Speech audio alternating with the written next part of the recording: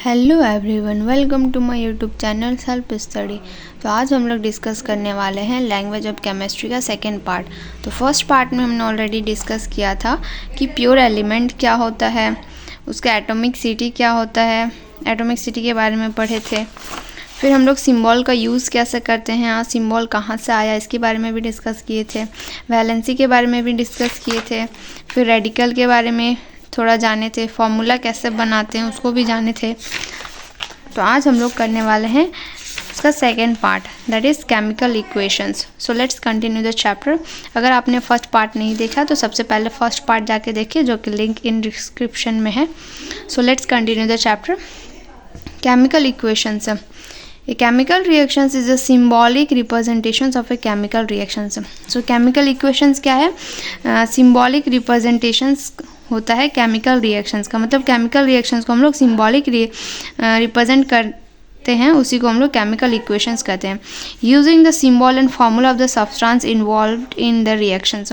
So क्या क्या substance involved हुआ उस reactions में, उसको हम लोग formula या फिर symbol का use करके जो केमिकल रिएक्शंस बनाते हैं उसको हम लोग केमिकल इक्वेशंस कहते हैं।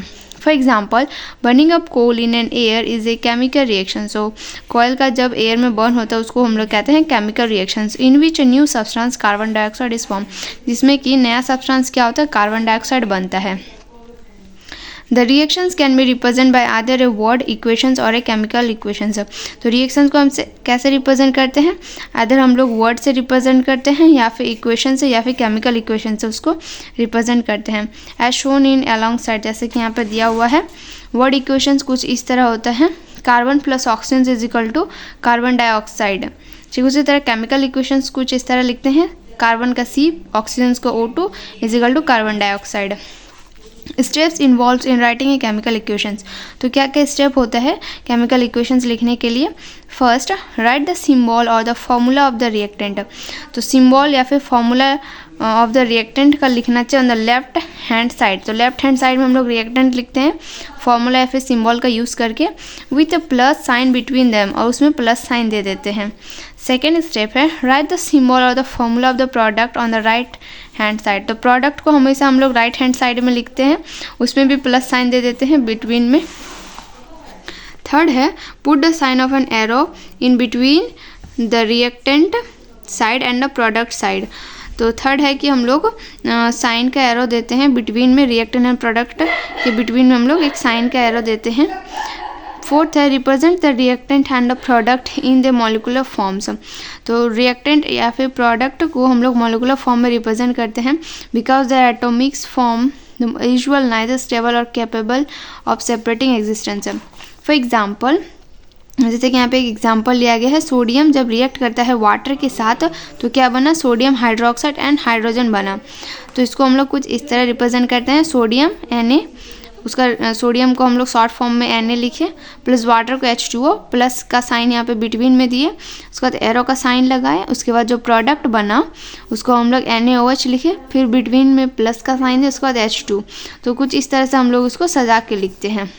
Chemical reactions tell us what substance are involved in a given reaction। तो chemical reactions ये बताता है कि क्या क्या substance उसमें chemical reactions में लगा है, जैसे कि reactant and what are the substance formed as a result of product, और react करके क्या substance बना उसके result में, वो product decide करता है। For example, CuSO4 plus NaOH जब रिएक्ट किया तो CuOH ट्वाइस बना प्लस Na2SO4 ये प्रोडक्ट बना। और इस साइड को हम लोग रिएक्टेंट साइड कहते हैं, जो कि हमेशा लेफ्ट हैंड साइड में लिखा जाता है, और प्रोडक्ट हमेशा राइट हैंड साइड में लिखा जाता है। In a given equations copper sulphate and sodium hydroxide. तो इस इक्वेशन में क्या है, कॉपर सल्फेट और सोडियम हाइड्रोक्साइड जब रिएक्ट होता है तब क्या बना, जब रिएक्ट हुआ यानी कि वो रिएक्टेंट बन गया, इस साइड को हम लोग रिएक्टेंट कहते हैं। और जो प्रोड्यूस हुआ, क्या प्रोड्यूस हुआ, copper hydroxide plus sodium sulphate produce हुआ, जो कि प्रोडक्ट साइड हो गया। केमिकल रिएक्शंस में केमिकल रिएक्शंस में क्या इन्वॉल्व होता है, नंबर वन रिएक्टेंट एंड 2 और मोर प्रोडक्ट। जब रिएक्ट करिए कितना प्रोडक्ट बनेगा, 2 या फिर मोर प्रोडक्ट बनेगा। Two react and one product, either वो 2 रिएक्टेंट होगा या फिर 1 प्रोडक्ट बनेगा, या फिर 2 रिएक्टेंट होगा 2 प्रोडक्ट बन सकता है, या फिर 2 रिएक्टेंट होगा 3 या 3 से भी ज़्यादा प्रोडक्ट बन सकता है। एग्जाम्पल जैसे कि एक है यहाँ पे रिएक्टेंट, 1 रिएक्टेंट है, इसमें 2 प्रोडक्ट बना, CaSO3 plus CaO plus CO2, तो 2 प्रोडक्ट बना। ठीक उसी तरह जब PO and PbNO3 twice lead nitrate जब रिएक्ट किया तो क्या बना, PbO plus NO2 plus O3, यानी कि 2 से ज़्यादा प्रोडक्ट बना। सेकेंड एग्जाम्पल है 2 रिएक्टेंट एंड 1 प्रोडक्ट, जब 2 रिएक्टेंट होगा और 1 प्रोडक्ट बनेगा, जैसे कि NH3 प्लस HCl जब रिएक्ट हुआ तो 1 प्रोडक्ट बना NH4Cl। ठीक इसी तरह यहाँ पे और एक एग्जाम्पल है N2 प्लस H2 जब रिएक्ट हुआ तब क्या बना, 1 प्रोडक्ट NH3। थर्ड है 2 रिएक्टेंट एंड 2 प्रोडक्ट, 2 रिएक्टेंट हो और 2 प्रोडक्ट हो, जैसे कि AgNO3 प्लस NaCl जब रिएक्ट किया 2 रिएक्टेंट हुआ, इसमें 2 प्रोडक्ट बने AgCl प्लस NaNO3। ठीक है, तो तरह NaSO4 जब रिएक्ट किया BaCl2 के साथ तब क्या बना, BaSO4 बना प्लस NaCl बना। फोर्थ है 2 रिएक्टेंट होगा या फिर 2 से ज़्यादा प्रोडक्ट बनेगा, जैसे कि Cu प्लस H2SO4 जब रिएक्ट हुआ तो इसमें 3 प्रोडक्ट बना, CuSO4 plus 2H2O plus SO2 and so one. अब हम लोग नेक्स्ट टॉपिक है स्क्लिंटन इक्वेशंस। स्क्लिंटन इक्वेशंस क्या होता है कि it is a equations that represent a chemical change, जो रिप्रेजेंट करता है केमिकल चेंज को, बट इज़ अनबैलेंस्ड, लेकिन जो केमिकल रिएक्शन चेंज को वो रिप्रेजेंट करता है वो अनबैलेंस होता है। In other word the total number of atom of each element on the 2 side are not equal.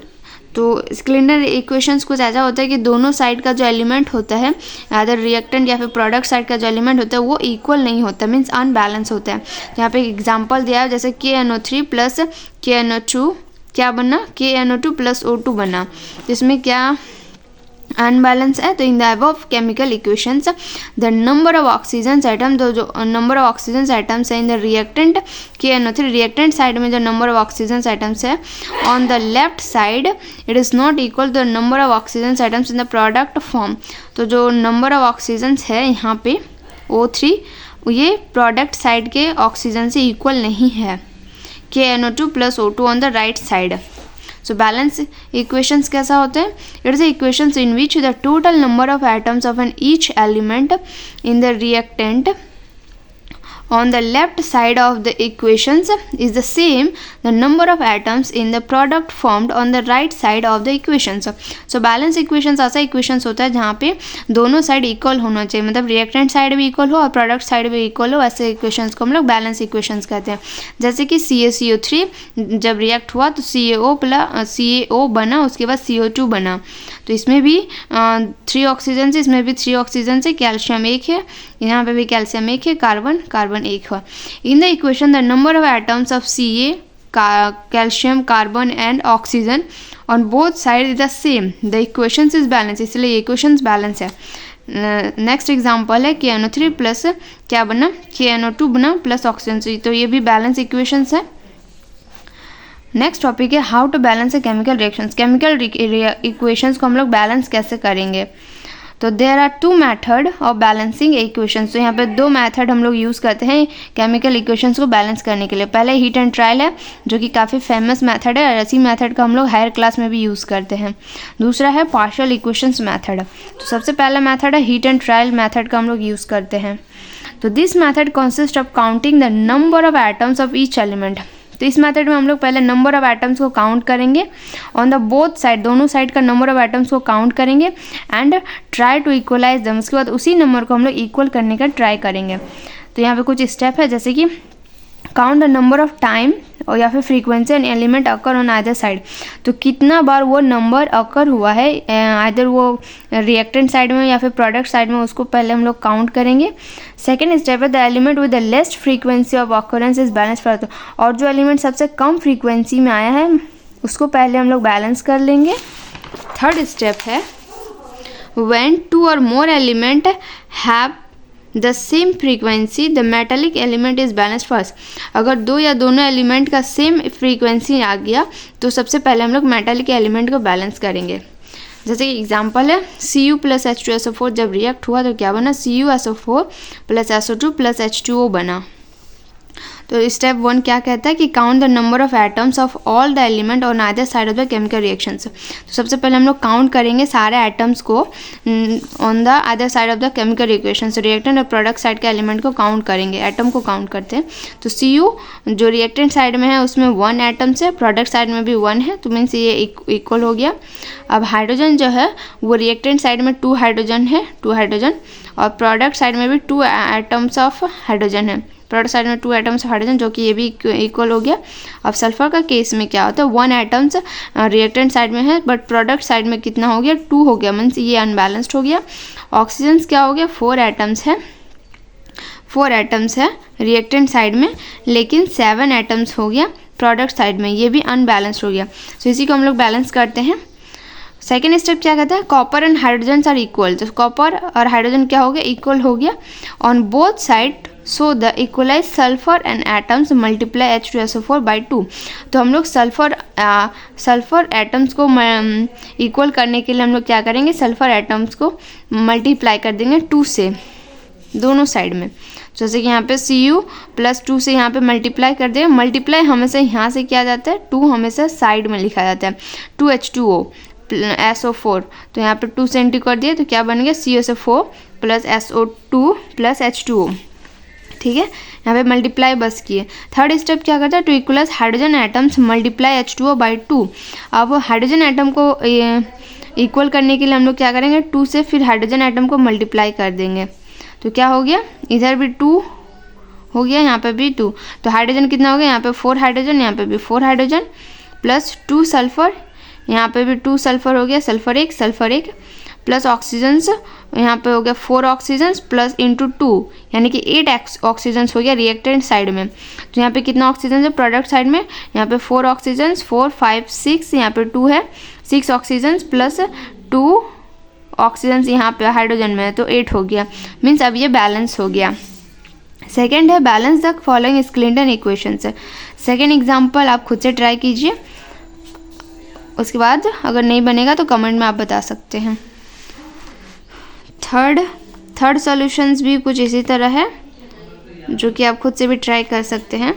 Example number 4 क्या कह रहा है कि ammonia, calcium chloride and water are obtained by heating mixtures of ammonium chloride and calcium hydroxide, write the balance equations of the reactions. So इसका हम लोग balance equations लिखने को कह रहा है। जैसे कि NH4Cl प्लस CaOH, तो क्या बना, CaCl2 plus NH3 plus H2O। ये क्या है, एक स्क्लिंटन रिएक्शन है, तो इसको बैलेंस करने के लिए कहा गया है। तो आप एक बार ट्राई कीजिएगा, अगर नहीं बनेगा तो कमेंट में बता सकते हैं। नेक्स्ट एग्जाम्पल नंबर 5, ये भी एक अनबैलेंस्ड इक्वेशंस है, जो कि यहाँ पे भी हीट एंड ट्रायल मेथड का यूज़ करके ये बैलेंस किया जा सकता है। Note, a balance equations need not to represent real reactions. So balance reactions को हम लोग रियल रिएक्शंस में यूज़ नहीं कर सकते हैं।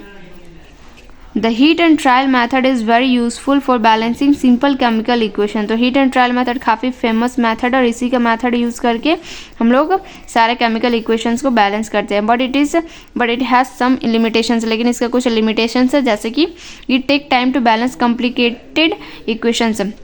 हीट एंड ट्रायल मेथड क्या है, बहुत लंबा प्रोसेस से बनता है और बहुत टाइम भी कंज्यूम करता है।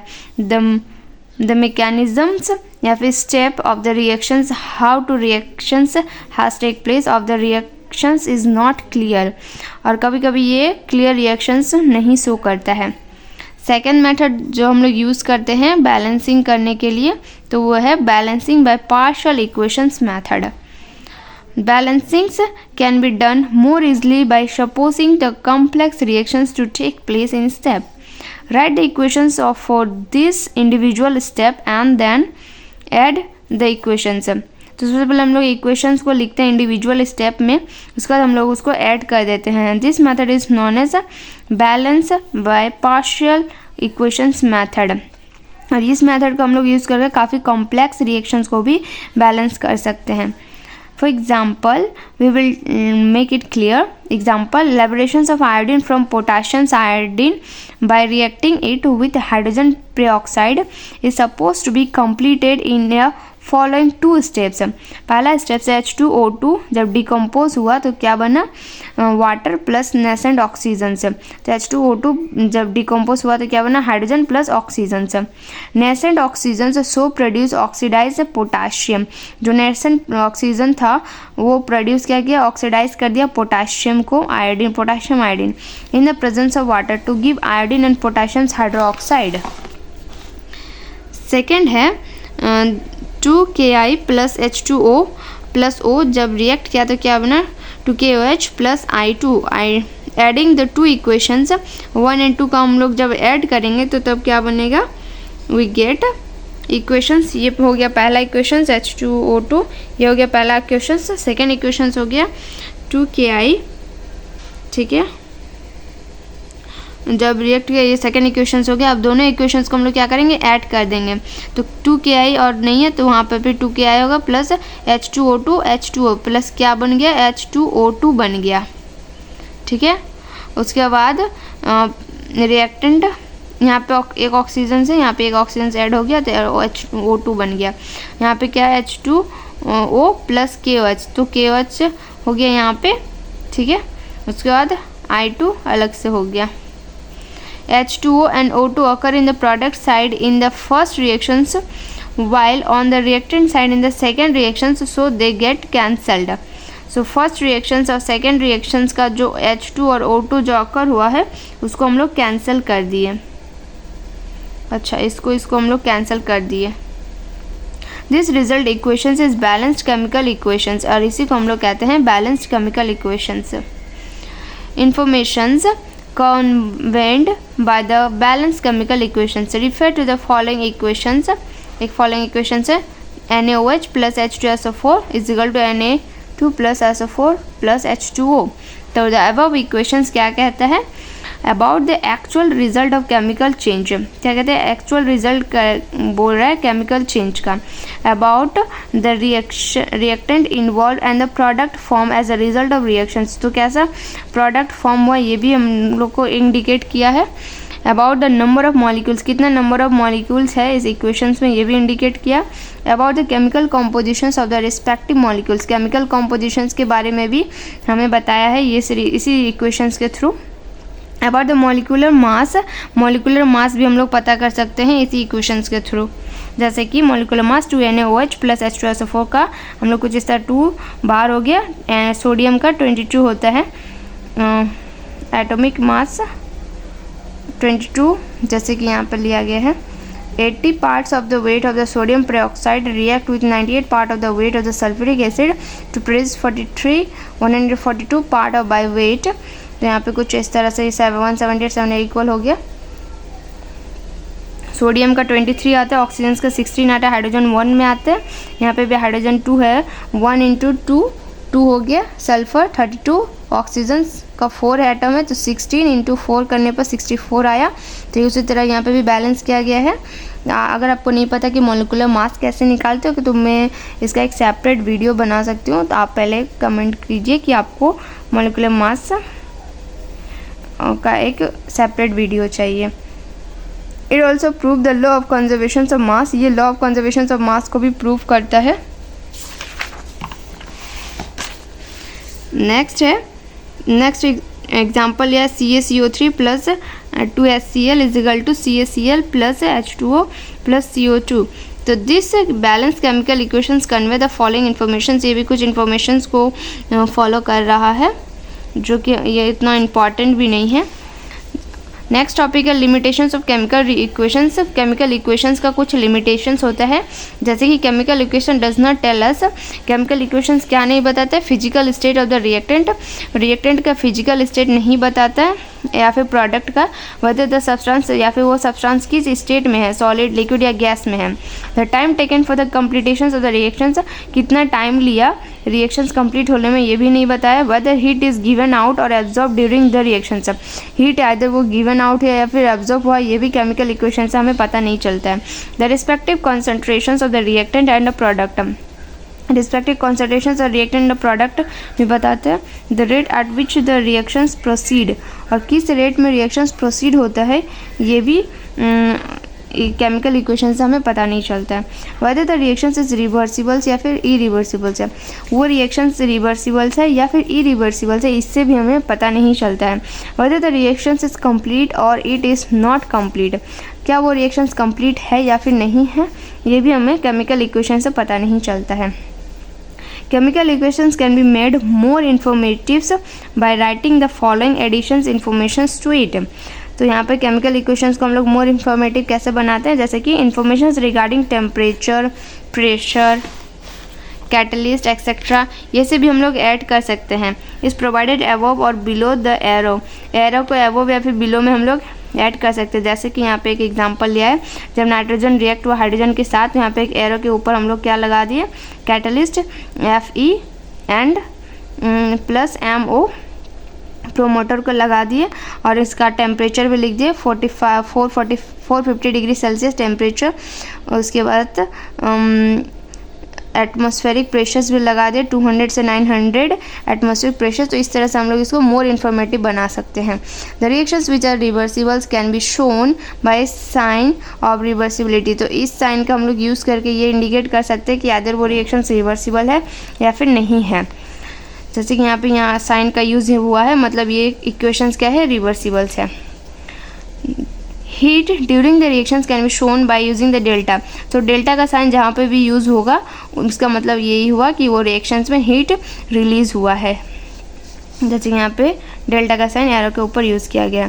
Physical state of the product, reactant in a product can be provided, physical state को भी हम लोग रिएक्टेंट या फिर प्रोडक्ट में यूज़ कर सकते हैं। जैसे कि S for solid, L for liquid और G for gas, upward arrow देके उसको हम लोग यूज़ कर सकते हैं। जैसे कि यहाँ पे है जिंक क्या है, सॉलिड है, HCl एक्वस है, तो ZnCl क्या बना, एक्वस बना, H2 क्या बन गया, गैस बन गया। तो इस तरह से हम लोग उसका स्टेट को भी रिप्रेजेंट कर सकते हैं। नेक्स्ट है chemical reactions proceed with evolutions और एब्जॉर्प्शंस ऑफ हीट।